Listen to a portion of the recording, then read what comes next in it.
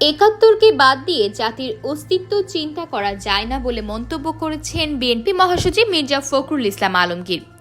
গণমাধ্যমে দেওয়া একান্ত সাক্ষাৎকারে একথা বলেছেন তিনি। নির্বাচন ও সংস্কার প্রশ্নে রাজনৈতিক দলগুলোর অবস্থান সহ সমকালীন রাজনীতির বিভিন্ন প্রসঙ্গেও কথা বলেছেন মির্জা ফখরুল।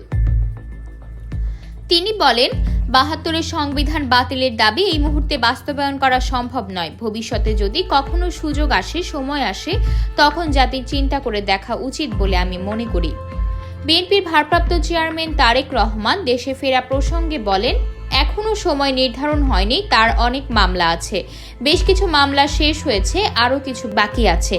মামলা শেষ হলেই তিনি চলে আসবেন। নির্বাচন প্রসঙ্গে তিনি বলেন, আমরা সুস্পষ্ট রোডম্যাপ চেয়েছি। নির্বাচন হলে যে সংকটগুলো তৈরি হচ্ছে তা অনেকাংশেই কমে আসবে।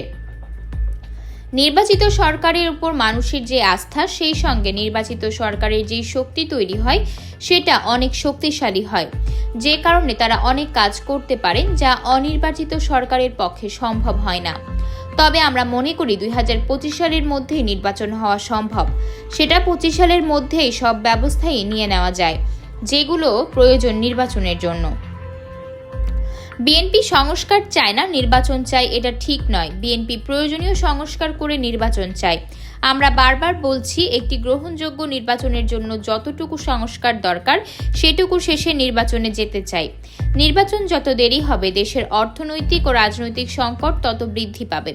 সুতরাং আমরা বিশ্বাস করি দ্রুত নির্বাচন সম্ভব করতে পারলে দেশের জন্য মঙ্গলজনক হবে।